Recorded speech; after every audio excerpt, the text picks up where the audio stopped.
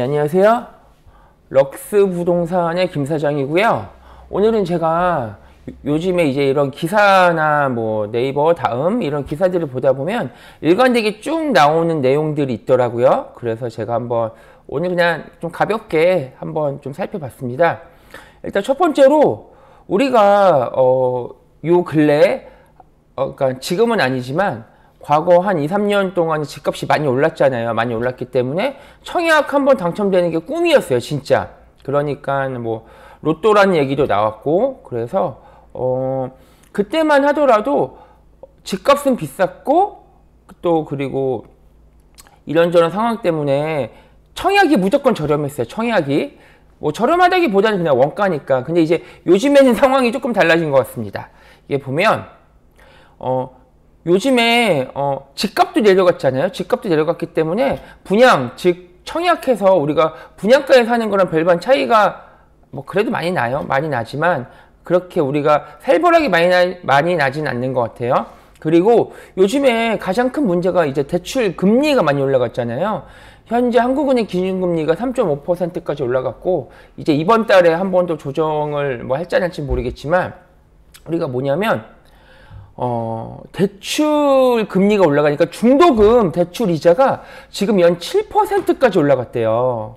이게 얼마나 살벌하게 올라간 거냐면 2018년, 2019년 초 뭐 그때쯤에 분양받았던 중도금 대출 이자 같은 경우는 뭐 3%가 조금 안 됐어요. 뭐 2.8, 2.9, 뭐 3. 이게 왜냐면 중도금 대출 이자 같은 경우는 우리가 시중은행 금리랑 조금 다르게 해당 건설사 있잖아요. 해당 건설사랑 은행이랑 조금 이렇게 쇼부 보는 게 있거든요. 쇼부 보는 게 있어서 조금 더 저렴하게, 이게 좀 협상이라고 해야 되나요? 뭐 그렇게 할 수가 있는데, 지금은 뭐 여기서 이제 나오는 건설사들도 다 메이저 건설사였거든요. 우리가 뭐 호반 뭐 이런 데는 다 메이저 건설사잖아요. 근데 그런 데서도 지금 연 7%, 뭐 6.7, 6.6 이렇게 지금 중도금 대출을 지금 안내장을 받고 있나 봐요. 그래서 지금 뭐 말도 안 되게 좀 살벌하고, 이게 대출 이자가 감당이 될까 싶어요. 이게 지금 일단은 집을 사기도 전에, 일단 내가 입주하기도 전에부터 중도금 대출 이자가 너무 많이 나가니까 뭐 집을 포기하냐, 뭐 이자 감당이냐, 입주 예정자에게 눈물이라고 지금 기사들도 나오고, 지금 현재 중도금 대출 이자가 연 7%에 육박을 합니다. 그러면 이 중도금 후불이자예요. 요즘은 다 중도금 후불이자고, 이게 방식이 어떻게 되는 거냐면, 내가 이제 청약 통장을 써서 청약이 되면 분양할 당시에는요, 계약금 10%만 지급을 해요. 건설사에다가 뭐 15% 내는 데도 있고 20%만 내는 데도 있지만, 대체적으로 10%에서 20% 사이에 계약금만 지급을 해요. 뭐 확장비, 옵션비도 뭐 물론 있겠지만.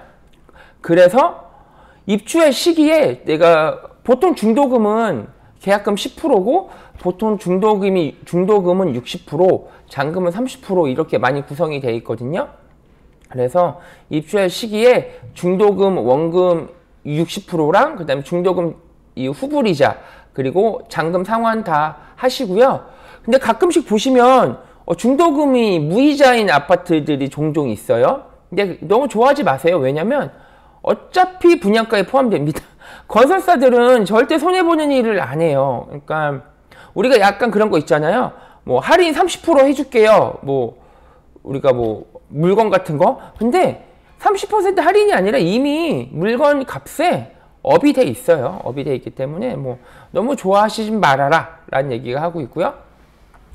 이게 중도금 대출이자 방식이 어떻게 됐는지만 아시면 그나마 내가 조금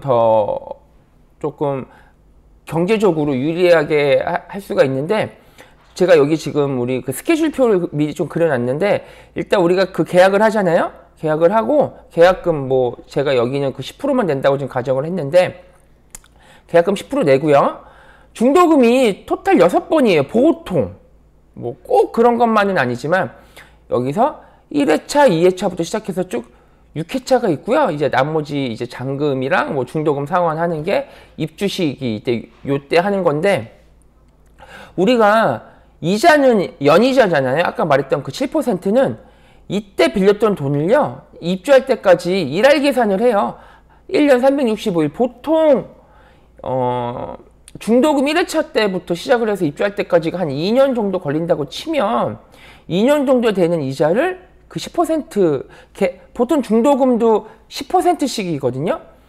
얘 이렇게 나가고요.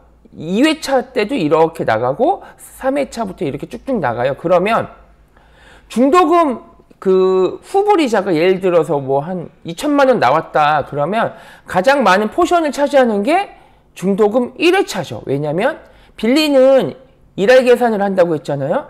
이 기간이 가장 길어요. 기간이 가장 길기 때문에 이때 받는 중도금 대출이자가 가장 비쌉니다. 그래서 중도금 1회차 정도는 내 돈 갖고 이제 잔압으로 조금 건설사에다가 신청을 하면 1회차 10%는 내가 그 내 돈 갖고 내고 이제 중도금 대출을 2회차부터 이렇게 시작하는 게 좋아요. 만약에 여유가 있으면 1회차, 2회차 같이 신청하면 더 좋고요. 근데 우리는 뭐 돈이 그렇게 많이 있지는 않으니까 그러면 1회차만 내가 잔압을 하게 돼도 중도금 대출 이자가 이 정도가 세이브가 되는 거잖아요. 가장 많은 포션을 차지하고 있는 이 중도금 대출 이자가. 그래서 그나마 좀 출혈이 적어요. 좀 출혈이 적고 이제 이렇게 대출 이자 그 다음에 뭐 중도금 대출 이자 이렇게 금리가 올라가다 보니까 또 이제 뉴스에 나오는 게 있더라고요. 임의 경매가 늘어난답니다. 임의 경매. 이거는 참 눈물 없이 들을 수 없는데 이제는 이자 낼 돈도 없다. 경매로 내몰리는 영끌 아파트. 임의 경매가 뭐냐면요. 여기서 보면 그 채무자가 있잖아요. 채무자. 그러니까 말 그대로 집을 담보로 은행에서 돈을 빌리는 저희죠. 우리가 그 대출금이나 이자를 갚지 못하면 그 채권자 은행이 부동산에 설정한 담보권, 우리가 근저당권이잖아요. 그거를 가지고 이게 제자가 I 자자인데 어이로 했네요. 예, 죄송합니다. 그 재판 없이 그 법원에 신청을 할 수가 있어요. 그러니까 원래 경매라는 거는 이 말이 조금 어려울 수 있는데 채권자가 법원에다가 이런 사유로 인해서 나 이 집에 경매를 할 테니까 판결문을 내려주세요 라고 하는 절차가 있거든요. 그건 강제 경매예요. 강제 경매고 이거는 이미 우리가 은행에서 돈을 빌릴 때 우리 그 등기 사항에 올라가잖아요. 근저당권이라고 해서. 그래서 은행에서는 그 재판 없이 법원에 신청을 합니다. 자꾸 이 제자가 걸리네요. 근데 우리가 그럴 수 있잖아요. 우리가 친구들끼리 돈을 빌리다 보면 조금 뭐 한두 달 조금 못 갚더라도 그 소주 한잔 하면서 야, 미안하다 내가 좀 나중에 갚을게 돈 생기면 갚을게 이런 게 가능할 텐데 은행은 잡이 얄짤없어요. 어떤 식이냐면 내가 만약에 뭐 이자나 아니면 그 대출 원금을 한 3개월 정도 갚지 못하잖아요. 그러면은 내 집으로 조금 무서운 말로 써 있는 게 날라와요. 내용 증명을 보내고요. 그리고 나서 바로 진행합니다. 얄짤없어요.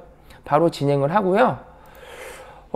이게 임의경매 신청 비율이 계속 증가를 한대요. 이게 뭐냐면 작년 10월부터 시작을 해서 이제 올해 2023년 1월 때까지 이게 눈에 숫자가 보이게 늘어나잖아요.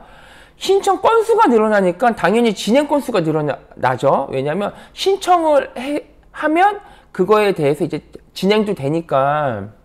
근데 이게 시차가 당연히 존재합니다. 왜냐하면 3개월 정도의 기간이 필요하고 그 다음에 은행에서 이제 그 경매에 집행을 신청하게 되면 뭐 기일도 받아야 되고 그런 게 있기 때문에 이게 앞으로도 계속 늘어날 거예요. 그래서 앞으로도 계속 늘어날 예정이기 때문에 저희가 이제 제가 어떻게 생각을 하냐면 우리가 그렇다고 집을 사지 말자 무조건 그런 건 아니에요. 뭐 집을 뭐 있으면 좋으니까. 근데 자금 계획부터 일단 세우셔야 돼요.